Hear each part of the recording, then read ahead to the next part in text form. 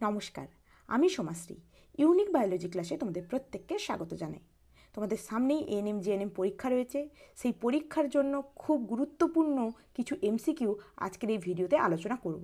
আজকে পুষ্টি অধ্যায় থেকে খুব গুরুত্বপূর্ণ 15টি এমসিকিউ এই ভিডিওতে আলোচনা করব। তাহলে চলো ক্লাসটি শুরু করা যাক। তাহলে প্রথম যে কোশ্চেনটা হলো সেটা কি, জীবদেহের শুষ্ক ওজন বৃদ্ধি পায় যে পদ্ধতিতে, তা হলো। তাহলে জীবদের শুষ্ক ওজন বৃদ্ধি পায় যে পদ্ধতিতে, সেটা কি? অপশানগুলো দেখে নিই। শ্বসন, পুষ্টি, রেচন না সংবহন।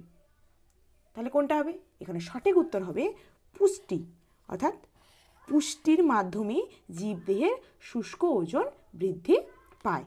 তাহলে সঠিক উত্তর হলো কি? পুষ্টি। আমরা দ্বিতীয় কোশ্চেনে চলে আসি। সেটা কি? স্বভোজী ও পরভোজী উভয় প্রকার পুষ্টি সম্পন্ন করে। তাহলে স্বভোজীও পুষ্টি সম্পন্ন করবে আর পরভোজীও পুষ্টি সম্পন্ন করবে। নিচের এইগুলোর মধ্যে কোনগুলো? অপশানগুলো দেখে নিই। পেনিসিলিয়াম, রাসনা, কলসপত্রী না স্বর্ণলতা। এখানে সঠিক উত্তর হবে কলসপত্রী। তাহলে স্বভোজী এবং পরভোজী উভয় পুষ্টি সম্পন্ন করে কে হলো? কলসপত্রী। তৃতীয় কোশ্চেন কি হবে? দেখো, স্বর্ণলতা। স্বর্ণলতা কি? একটি পূর্ণ পরজীবী, আংশিক পরজীবী, মিথজীবী না মৃতজীবী ধরনের উদ্ভিদ? তাহলে স্বর্ণলতা কী ধরনের উদ্ভিদ? তোমরা কিন্তু এটা কমেন্টে উত্তর করো। আচ্ছা, আমি আশা করি তোমরা এই কোশ্চেনটা পারলে সবাই।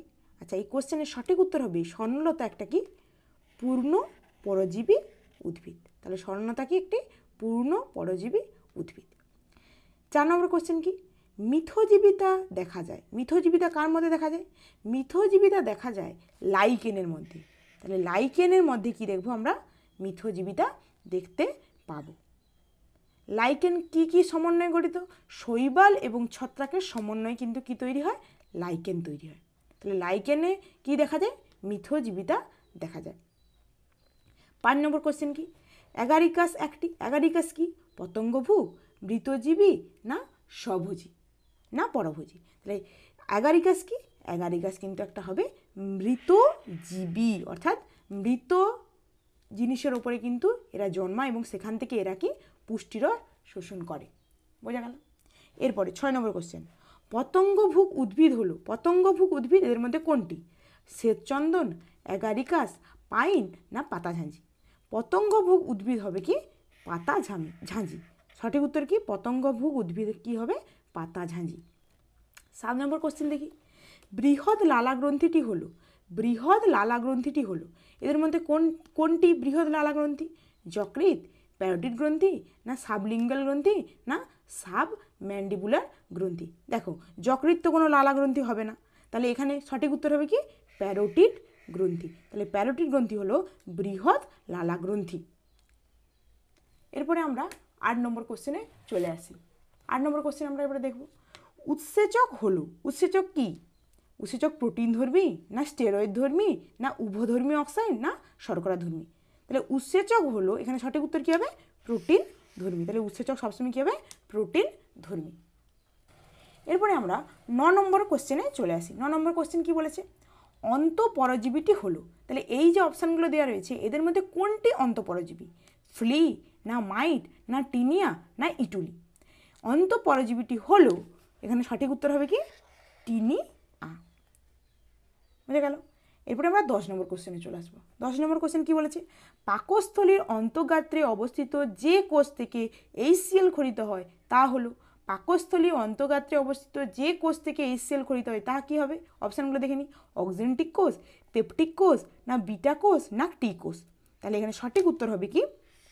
অক্সেন্টিক কোষ। তাহলে পাকস্থলী অন্তঃগাত্রে অবস্থিত অক্সেন্টিক কোষ থেকে কি তৈরি হয়?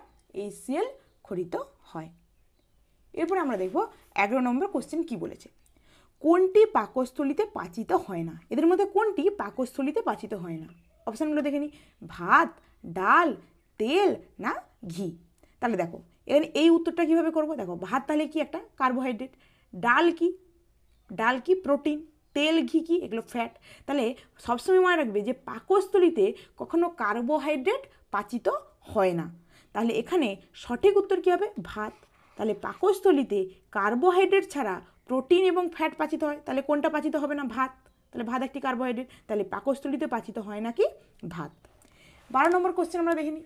12 নম্বর কোশ্চেন এখানে কি বলেছে, সপুষ্পক পূর্ণ মৃতজীবী হলো, সপুষ্পক পূর্ণ মৃতজীবী হলো, এদের মধ্যে কোনটি সপুষ্পক পূর্ণ মৃতজীবী?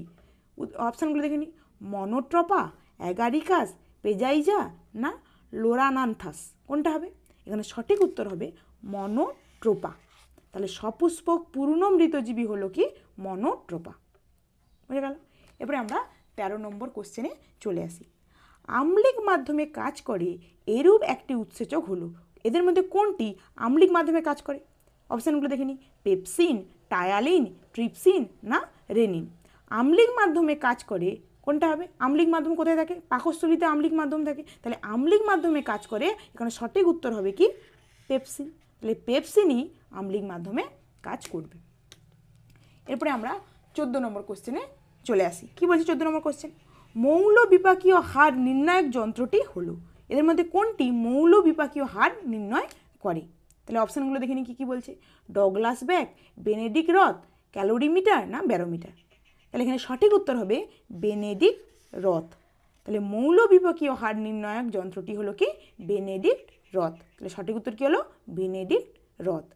15 নম্বর কোশ্চেন দেখি, শেষ কোশ্চেন এই ভিডিও। মানুষের ছেদক দাঁতের সংখ্যা, মানুষের ছেদক দাঁতের সংখ্যা কয়টি? 2টি না 4টি না 6টি না 8টি?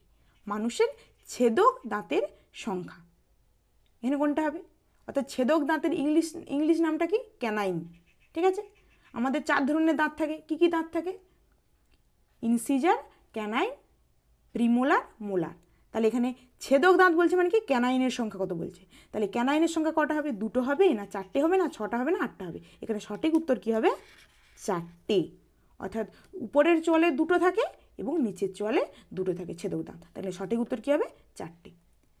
আশা করি এই ভিডিওটি তোমাদের ভালো লাগলো। এই এমসিকিউগুলি কিন্তু খুবই গুরুত্বপূর্ণ তোমাদের এএনএম জিএনএম পরীক্ষার জন্য।